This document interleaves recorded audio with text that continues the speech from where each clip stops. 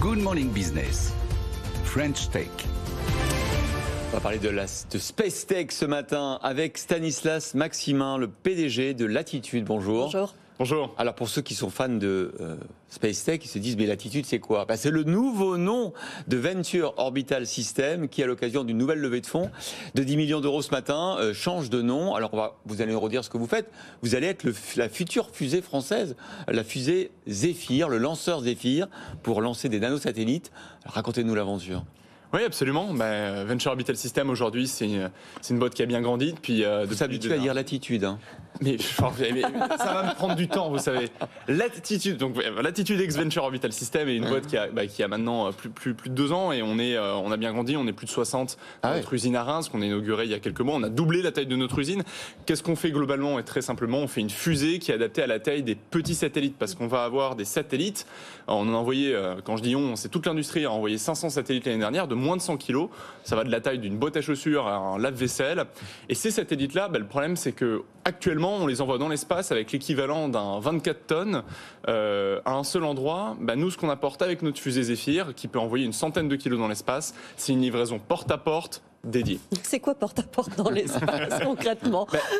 Concrètement, qu'est-ce que c'est? Il faut imaginer l'espace comme un endroit où on va avoir plein d'orbites avec plusieurs orientations, plusieurs inclinaisons, plusieurs altitudes.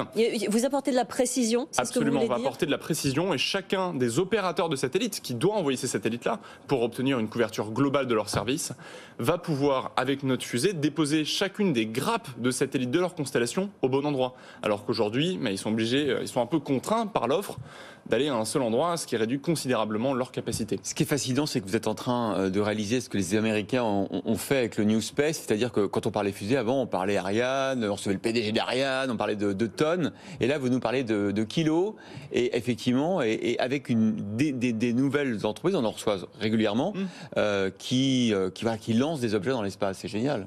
Absolument, mais nous c'est ce qui nous passionne. On est vraiment passionnés par ce que font nos clients, c'est-à-dire la façon dont les nouvelles utilisations, et on voit d'ailleurs dans le fond un satellite d'Unseen Labs, qui est une pépite française, on a des nouvelles applications. Eux, ils chassent les bateaux pirates, les bateaux qui vont faire également de la pêche illégale.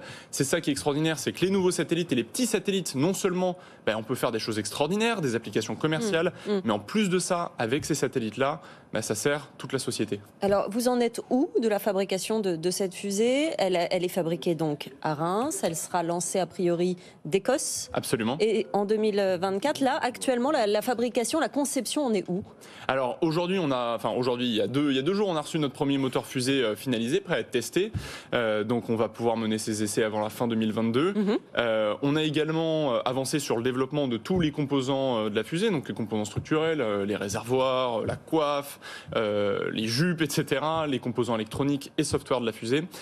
Globalement, l'objectif, c'est que tester le moteur fusée qu'on a, Navier Mark 1, sa première itération. On va pouvoir avancer vers sa version de vol Navier Mark 2.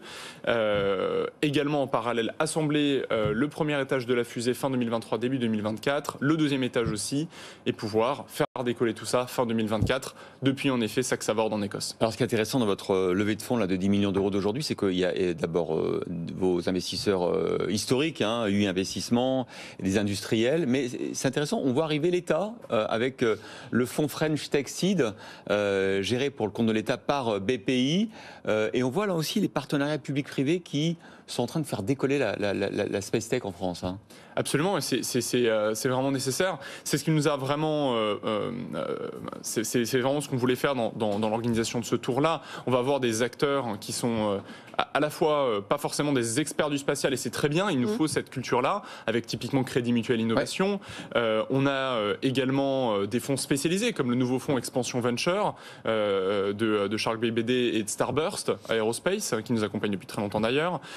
Et en effet, ce fonds BPI, alors French Tech Seed avait déjà investi en obligations convertibles chez nous, et c'est vrai qu'ils également réinvestissent cette fois-ci directement dans l'entreprise, donc c'est une vraie fierté de pouvoir être accompagné. L'idée, c'est évidemment de faire le poids face aux concurrents, essentiellement américains, essentiellement chinois? Ils sont où les concurrents? Absolument. Alors sur notre classe de marché, c'est-à-dire vraiment les satellites de moins de 100, moins de 140 kilos, actuellement les concurrents ils sont en effet américains. Notre objectif c'est de devenir déjà d'être le leader français, de devenir le leader européen sous 12 à 18 mois et puis sur ce secteur-là et ensuite bien évidemment d'aller concurrencer les plus gros acteurs au niveau mondial. Vous dites le leader européen, j'ai entendu parler des Allemands qui voulaient faire des petits lanceurs aussi. Tout à fait. Oui, absolument. Alors ils font des lanceurs qui sont un peu plus gros que les nôtres, qui peuvent envoyer une tonne dans l'espace, même un petit peu plus maintenant. Donc on va viser des marchés légèrement différents. Allez, faites tout rêver. Le premier tir, on veut une date et il sera tiré d'où, la fusée? Le premier tir, il sera du coup fin 2024, tiré fort probablement depuis un pas de tir dans le nord de l'Écosse. On ne peut pas faire plus au nord, c'est dans les îles Shetland. C'est magnifique. Il pleut beaucoup, mais c'est magnifique.